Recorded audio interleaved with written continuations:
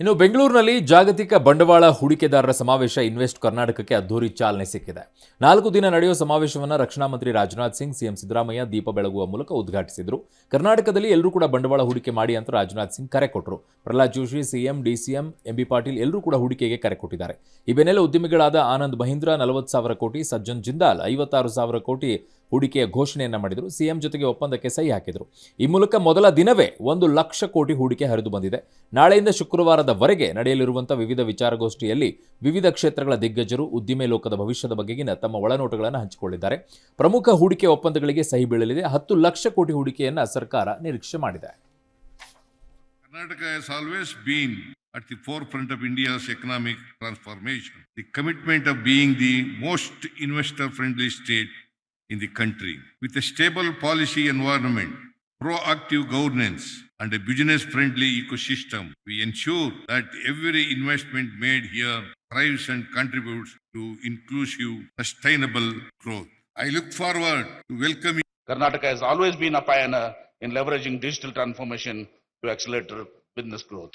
We have revamped our single window system, making it a comprehensive digital platform that offers over 130 business services across 30 plus departments. Features like GIS-based land availability tool and multilingual AI chatbot shall enhance transparency, reduce delays, and make Karnataka the most investor-friendly state in India. ಕರ್ನಾಟಕನೇ ಉಳಿಸ್ಬೇಕಷ್ಟೇ.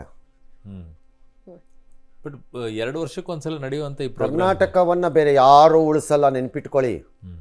ಕರ್ನಾಟಕನೇ ಉಳಿಸ್ಬೇಕು. Double engine ಇದ್ರೂ ಅಷ್ಟೇ, 24 engine ಇದ್ರೂ ಅಷ್ಟೇ. ಈಗಲೇ ಬರ್ಕೊಟ್ಟಿದ್ದೀನಿ. Double engine ಇದ್ದಂಥ ಸರ್ಕಾರದ ಸಂದರ್ಭದಲ್ಲೂ ಏನೇನು ಬಂತಂತೆ ಕರ್ನಾಟಕಕ್ಕೆ? ಕೊಡ್ರಿ ಪಟ್ಟಿ, ಬಿಜೆಪಿಯವರು ಕೊಡ್ರಪ್ಪ ಪಟ್ಟಿನ. ನಿಮಗೆ ಅನಿವಾರ್ಯತೆ ಇತ್ತು, ಹಿಂದೆನೇ ಡಿಕ್ಲೇರ್ ಆಗೋಗಿತ್ತು. ತುಮಕೂರಲ್ಲಿ ಹೆಲಿಕಾಪ್ಟರ್ ಘಟಕ ಬಂತು. ತೋರಿಸ್ರಪ್ಪ ಏನೇನು ಇನ್ವೆಸ್ಟ್ಮೆಂಟ್ ತಂದಿದ್ದೀರಿ.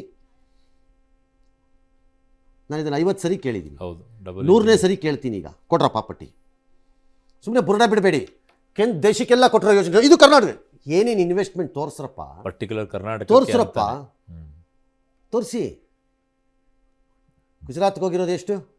ಉತ್ತರ ಪ್ರದೇಶಕ್ಕೆ ಹೋಗಿರೋದು ಎಷ್ಟು? ಟ್ಯಾಕ್ಸ್ ಮಾತ್ರ ನಮಗೆ ಬೇಕು, ನಮ್ದು ಬೇಕು ಹೇಳಿಬಿಟ್ರೆ ದೇಶ ವಿರೋಧಿಗಳು. ಮಾತಾಡ್ಬಿಟ್ರೆ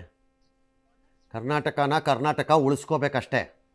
ಇವ್ರು ಯಾರೂ ನಮ್ಮನ್ನು ನೋಡ್ತಾರೆ. ಇನ್ಫ್ಯಾಕ್ಟ್ ಕರ್ನಾಟಕ ನಮ್ಮಂಥ ಒಂದು 2-3 ಮುಂದುವರಿದ ರಾಜ್ಯಗಳು ಮುಳುಗೋಗ್ಬಿಟ್ರೆ ಅವ್ರಿಗೆ ಭಾಳ ಖುಷಿ.